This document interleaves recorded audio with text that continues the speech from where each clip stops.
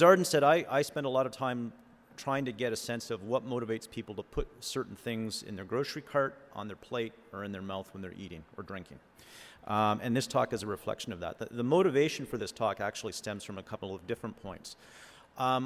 You don't have to go very far into the sticks and talk to very many producers to understand that those producers and also the knock-on supply chain members post-Farmgate are looking for different ways to capture value and capture more value.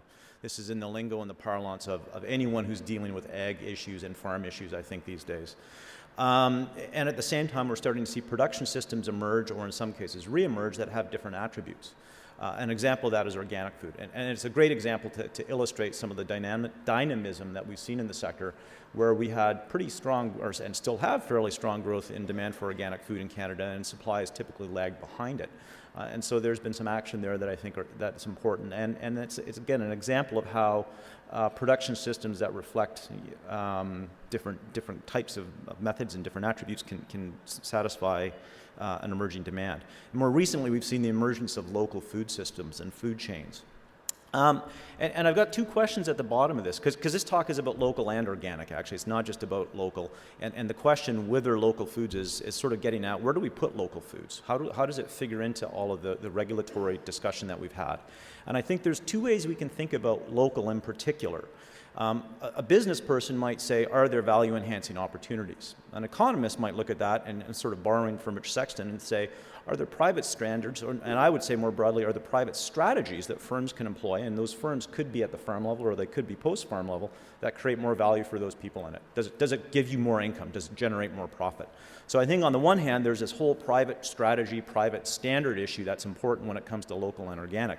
On the other hand, we've also got, and we've seen, legislative and regulatory action on the part of different layers of government related to both local and organic. And so is there scope for legislative or regulatory action is really getting at what I think about in terms of public policy. So whenever I'm looking at these things, I try to balance this issue of, is it public policy or is it a private strategy? And I think both local and organic are a reflection of those two things together, that they do have to line up and they do have to mesh, because if we get the institutions wrong, then that might disincentivize some of the private strategies that firms might otherwise pursue. And I'm going to talk about three things. There's three big points to this. The first thing I'm going to do is talk about whether or not there's demand for regulations.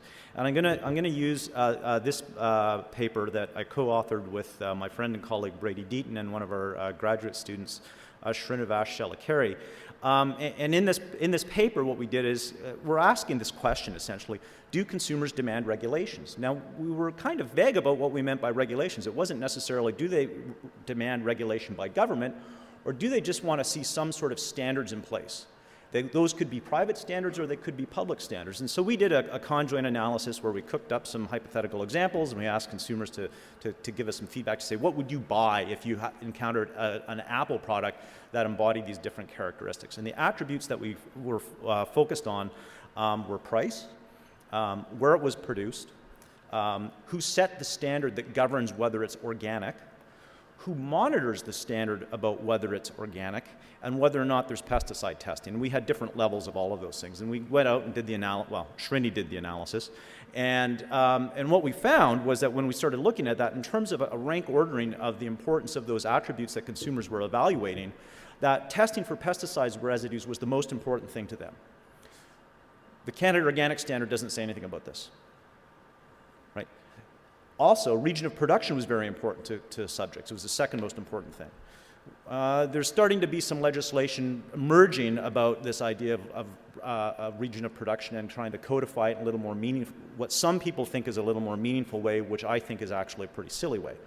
But those 2 points, I think, are really important, because those are things that private standards can address and private strategies can address, that the public standard doesn't deal with. We also found that respondents didn't really care that much about who sets and monitors the standards. And I think what's going on here is that they just want to know that there's good governance, to borrow from Spencer Henson. He had that small g governance issue. There's good governance somewhere in the system. People don't care who sets it or monitors it. They just want to know that it's going on. And by people, I mean consumers, not necessarily the customer like Walmart. Right? That's a different story. And then price was the least most important of all of these things that these respondents were thinking about. Now, what the takeaway from this is really, there's scope here for private standards in the context of organic food. And we've started to see that happen. We've started to see an emergence of firms requiring more and more and more beyond the legislative requirements through the Canada Organic Standard. So that's one thing that I wanted to talk about. The other thing I want to talk about is some work that we've been doing in my research group at Guelph, trying to marry up local and organic in a little more systematic way. And so I've got a couple of students working on some data where we've undertaken some stated choice experiments. So the idea here is, you come up with some choice questions, you pose these questions to consumers, you force them to reveal something about their preferences, you do some statistical analysis on that, and then you can start to tease out things like willingness to pay for different attributes. So this is really like a willingness to pay study, and I can tell you about the details of how we did this if you want. It was national in scope, over 2,000 respondents, French and English, implemented through a professional marketing research company, so we weren't chasing people in a mall or anything like that. And when we designed the choice experiments, we designed them around 5 different products. 2 of them were what we would consider a fresh product, so a fresh tomato or a gala apple, and 3 of them were processed products. And we were trying to pick things that were somewhat representative of what was grown in the province of Ontario, because OMAF funded the project. So we had pork tenderloin, whole grain bread, and medium cheese. So respondents had to answer a bunch of questions about what they would choose for one of those 5 products. And then we also varied different attributes. The attributes that we varied were a reflection of our focus on local and organic. And so we use this thing called distance. So think food miles. And the idea here is that this measures the distance between a point of consumption and the point of production. And we, with some arbitrariness, but also with some thought, had 4 levels: 10 kilometers, 50 kilometers, 100 kilometers, 1,000 kilometers. 50 kilometers has been the standard that we've had for defining local. That's in the process of being revised. We also varied the production system that food product came from, ranging from a conventional production up to certified organic, and sandwiched in between is something that we call non-certified organic. And I've had some people say, well, do we see non-certified organic? Anecdotally, yeah, we do. Where I live in Guelph, if you go to the farmer's market, you will see organic, beets. And then we go and talk to the producer, so I usually say, are you certified? Well, no, we're not certified, but we're following organic production practices. So there's a range, there's some grayness here. So, right, and you could think of that as some private standards that might be emerging. We also varied the distribution channel where people were buying these foods. And this gets tricky because, not everyone wants to go to a farmer's market, but not everyone wants to shop in a large-scale grocery store. So we had 4 different types of distribution channels people could be buying these products in. Farmer direct, and we gave examples of what this could be. So it could be actually farm gate sales, it could be a roadside stall, it could be going to a farmer's market. Independent grocers, provincial or regional chains, because there are provincial chains and regional chains within the country, and then national chains. And then we also varied the price. Now, the price for each one of these products was different. It was a reflection of what we actually saw in Guelph and Toronto. So Calvin had to go and actually do a bunch of grocery store surveying to get actual prices for things. So we had a reasonable base price, and we ranged it from a base price to 50%, 100%, 300%. So we did all this design work. Ipsos puts it up online, they get the survey back to us, and we start, sort of picking it apart. Well, what did we find out? Well, we asked a couple of qualitative questions to try to get a sense of what's in the mind of the consumer. Because remember, I want to know why people put things in their grocery cart. What's the motive for putting those things in your grocery cart? I drive my wife nuts when I go to the grocery store with her because I chase people around looking in their carts. I haven't had the nerve to say, why are you buying that? Like, why are you buying that? Plus, I'd probably need research ethics approval to do that. So one of the things that we were trying to get at in terms of what's in the mind of the consumer is using Jason Lust's food value scale. And we did a bit of a different version of Lust's food value scale. So he's got a number of different items that you can use to assess people's food values. We had respondents assign 0 to 100 points, where the points had to add up to 100 to try to get a sense of what's the most important thing when they're buying local, or if they're thinking about buying local, or if they're buying organic.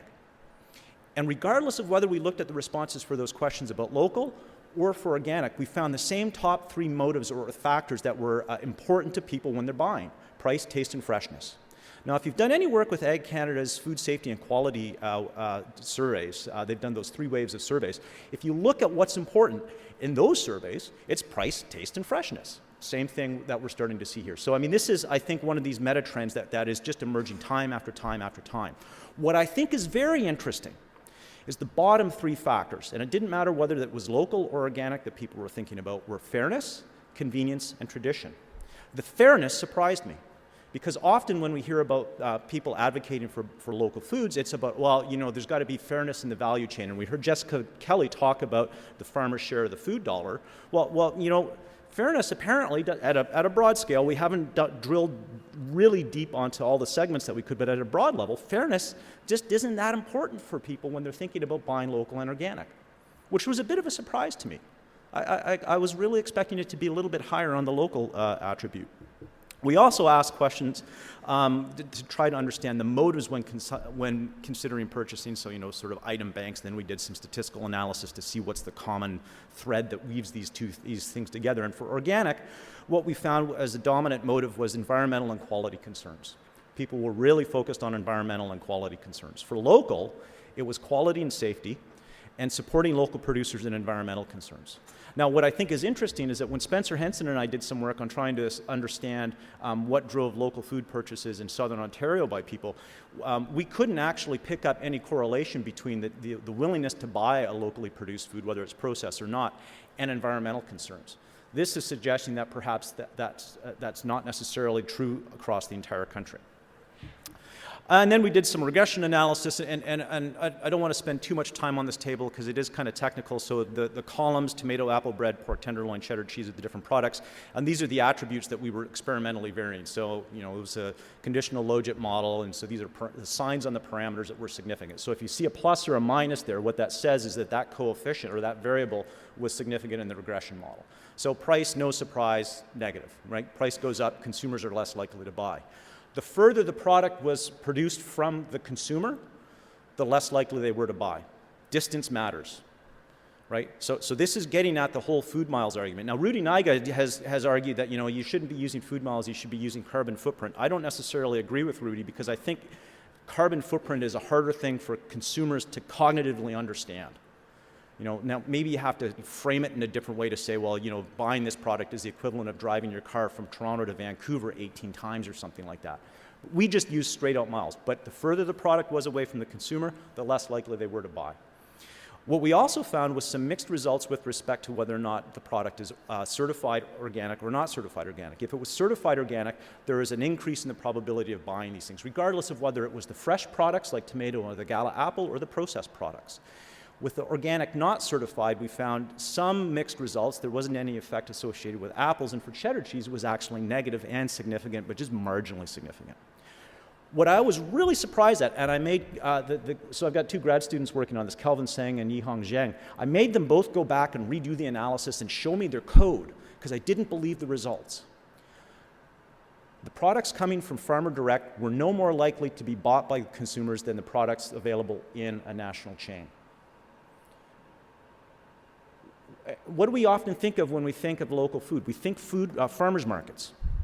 What this is saying is that to a lot of consumers, they really don't care about that. It doesn't affect their willingness to buy these products. And in fact, what we found is that there is a strong preference for buying these products from provincial chains. So maybe provincial level chains are sort of this intermediate ground between what some might say is the big boogeyman of Loblaws and Sobeys and the inconvenience of having to chase down a farmer's market and sort of plan your weekend around when they're open and what, are they in a particular locale that's difficult to find.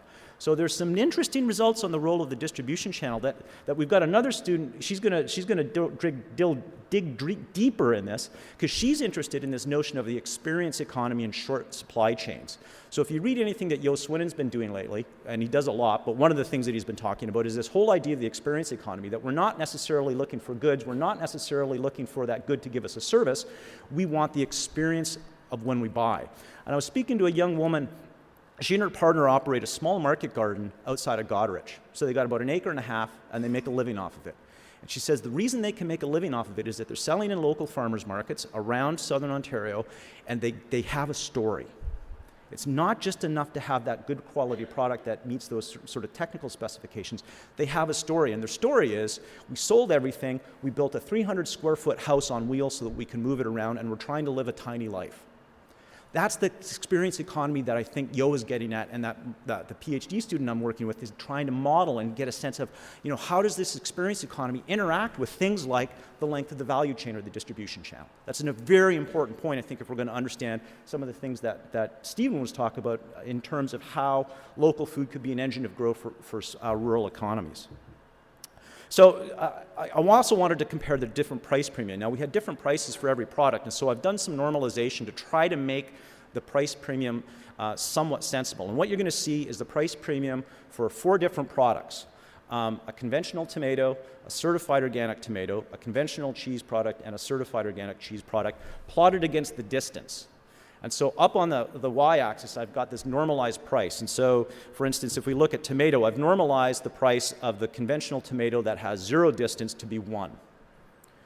And then I've added the organic premium to see how far of a gap there is between the two, between the conventional tomato and the certified organic tomato. And that's it. It's about a 33% premium. So the gap between those 2 lines reflects the willingness to pay for organic. The fact that they're downward sloping tells us that as distance increases, consumers' willingness to pay declines. And this, maybe you're going to say, well, this is like a Homer Simpson kind of a result, like, duh, you'd be surprised if you saw anything other than this. But we're not seeing a lot of this kind of stuff in the literature. Rudy Naiga's done some of it, and I think this is starting to quantify a little bit in terms of, okay, where are we getting more traction in terms of premium? Is it that local's more important, or is it that organic's more important? And what we see here is that, you get a big bang for your buck if you're organic. But, that the rate of change of the premium for how close you are to the consumer is not that large compared to the premium for organic. So maybe for the case of tomatoes, organic is a bit of a trump card. We did the same kind of thing for cheese, and what we found was that conventional cheese had a relationship, the premium had a relationship with distance that's much shallower than the fresh product. And that's an important point. So we saw this for the fresh and the processed products. If it was a fresh product, we saw a greater willingness to pay for local than we did for the processed products. And I think part of it is that, and especially think about a tenderloin, there's a lot of hands that are touching that. There's a lot of mechanization that goes on with that production of that product. And maybe in the eyes of consumer, it's just not that local. Then when we add the organic premium on for cheese, it's actually not that much. That purple line is just a little bit above the green line. There was only a 7% premium. And that, again, typifies the results that we've been seeing in that the fresh products, the organic fresh products commanded a much higher premium than the organic processed products. Right? So the interface of these 2 things gets really complicated, and unpacking this is not easy necessarily. So that's a point that I think is worth talking about later if you want. So there's 3 take-home points from that little bit that I've been talking about. There's a preference for localness, right? And that was more prominent for fresh and processed foods, but willingness to pay declines with distance. Certified organic premiums were higher for fresh products than non-fresh products. And there's a very limited role for alternative distribution channels, at least in this particular survey. Now, this was done at an aggregate level. We do want to drill a little bit deeper, and the one PhD student is going to try to see if there's some latent classes associated with a stronger preference for the distribution channel. So maybe for a very small group of people, they really got to have it from farm direct, and for a lot of other people, they just are sort of ambivalent to it. Okay, so what does all this have to do with regulations, and what does it all have to do with what Steve is doing? Because I'm not really being a discussant, I'm really giving my own talk, so I hope that's all right. And this was one of the things that I sort of grappled with in terms of how to pitch this, because I think I'm trying to give a bookend to where Sexton started. Not that I'm at the caliber of Rich Sexton, I hope at some point to be, but we got to think about some of the things that he was talking about in terms of private sectors, private and public sector regulations. So promulgation of federal organic standards was motivated for a number of reasons. One was the harmonization of standards within the country. Right? There was a lot of different standards, and it wasn't necessarily clear that one organic standard was the equivalent of another organic standard. The other issue is that it aligned us with our trade partners and requirements for our trade partners. So if we're going to export organic to Europe, we got to be dancing the same dance that they're doing. I think the other issue that's important, and we need to think about this as economists, is that both of those things could lower the transactions cost for people along the supply chain. Right? That's the role of government. That's a role. I won't say the, because I suspect Doug would call me out on it later. It is a role of government. Try to lower the transactions costs for individuals engaging in commerce. The other issue is that it increases opportunity. It means that there could be growth in the small rural sector that's growing some of these niche products to actually get into Europe. So in this instance, I actually think public regulation makes some sense. There's probably some arguments that could be made about market failure type of effects. Maybe with organic, there's a credence attribute if it's not certified, and that credence attribute generates an asymmetric information problem. Voila, we got a market failure. There's scope for some sort of government intervention. That doesn't mean that can be the only regulation, and I do think we are starting to see instances of private organic standards emerging where vendors are requiring much, much, much more. Flip side of this, and I'm going to have to thank my colleagues Brady Deaton and Carl Melke for writing an op-ed piece in the Toronto Star, when was it, a couple months ago, Brady? So Ontario just passed the Bill 36, so this is Ontario's Local Food Act. And I'll be honest, and people in OMAF, you may want to plug your ears, I'm not a big fan. Not a big fan. I don't necessarily think this is an act of legislation or a regulation that's motivated by a market failure. Now, you may disagree with me, but hear me out.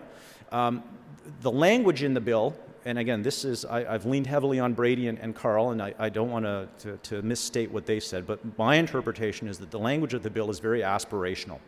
Public sector agencies will aspire to have local products available where appropriate. And that the Minister of Agriculture can possibly set targets for public sector organizations to sort of say, 60% of the food that we're selling in this particular institution, like a university, is locally sourced, and then measure that and audit it and do all these other things that governments do when there's a regulation that they want to see if it's having an impact. The issue is, you got to think about it from the perspective of implementation analysis and the policy-related transactions cost, right? Because transactions costs aren't just those between two individuals. Governments face transactions costs associated with policy. And I think that this bill is an example of how a legislation is going to actually raise the policy-related transactions costs for the province, because the monitoring associated with this is not going to be trivial if those standards or if those targets are actually set. The other issue that I think is important here is the impact of this on the public purse.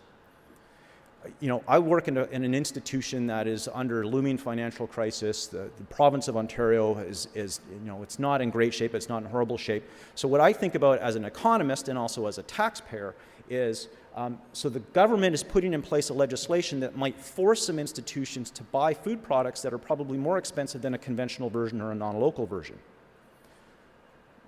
Does this seem like a good thing to do? Is this a sound economic policy? Now, the motive is it's going to support rural farmers and the Ontario economy. Is that still a market failure? Because I don't think it is. And I think this is a case where, in fact, regulation and legislation should not have happened.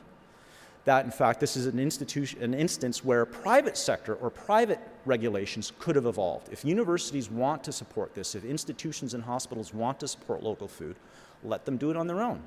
They may not have the budget to do it. To force them to do it is just going to make their problem worse. So thank you very much. Follow me on Twitter if you like. I've been live tweeting everyone for the last day and a half.